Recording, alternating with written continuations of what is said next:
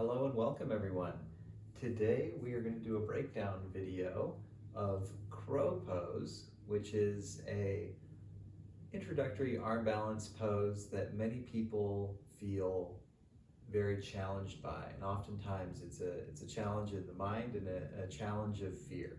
So commonly people will think that they're not strong enough for the pose, but strength is a part of it, but a big part of the pose is alignment and technique. So a lot of times we hold back from leaning far enough to get into really good technique because we're afraid of falling. It's a very delicate balance and a fine line of leaning far enough to have the feet just sort of naturally lift from gravity.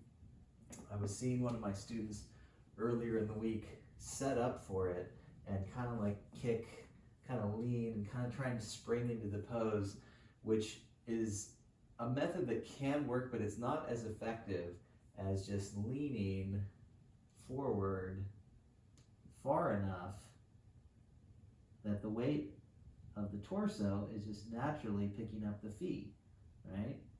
So there's a couple things here other than just leaning forward.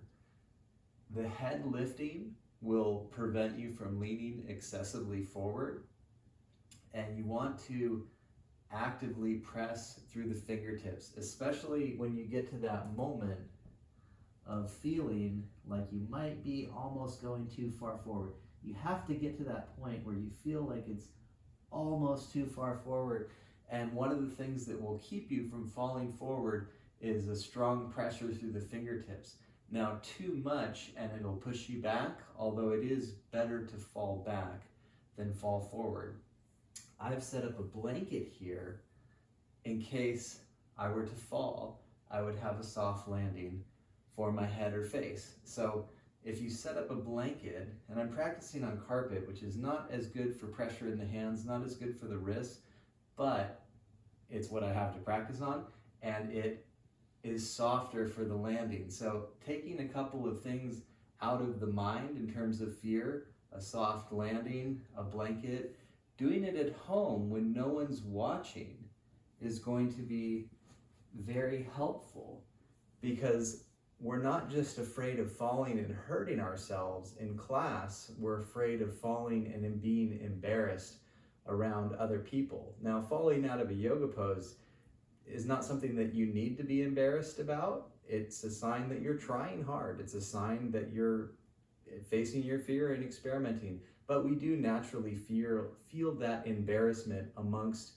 a group of people. So you may actually have more progress doing it in a private setting. If you can afford a private yoga instructor, that is fantastic, or just practicing with videos like this in a private setting. So you set up your cushion for falling. In case you do fall, no one's there to see, and you'll get practice learning that falling does happen sometimes. Falling can be experienced without getting very hurt, and falling's not that big of a deal, especially if you set up your nice little crash pad.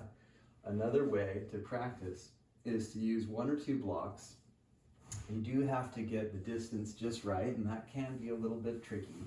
But you can practice with the head on blocks. And you can practice lifting one foot, the other foot, and eventually practice lifting both feet, and eventually practice lifting the head. And push through the fingertips if you're worried and you fall back, right? At first you might just hold it for a few seconds, and then eventually you can hold it longer. So, some prerequisites for the pose. There are some people out there saying you don't need strength, you just need these methods, right? That's not true, but you usually don't need as much strength as you might think. If you can do a chaturanga, you can definitely do crow in terms of strength, maybe not in terms of fear or technique, but using videos like this will help you overcome that. Even if you can't do chaturanga, if you can do a hands and knees bow, then that's a great start towards being able to do an arm balance. And then the classic poses to build the core strength, the Navasana, and you can even do a Navasana kind of like a crow shape, like a crow Navasana, and without putting pressure on the wrist, without fear of falling on your face, you can learn the shape and the engagement in the muscles, and that will help.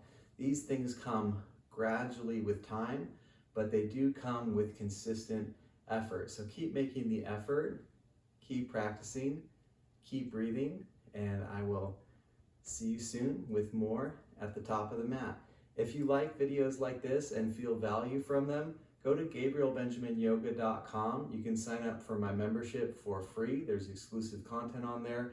And then there's tiers to commit to also of different pay grades to sign up for even more exclusive content and benefits. I also have the option for people to donate to this channel in the description below. So please share this with people you think will value it. Support the channel however you can. We appreciate it, and I will continue to pour out more good content just like this. Ciao, everyone.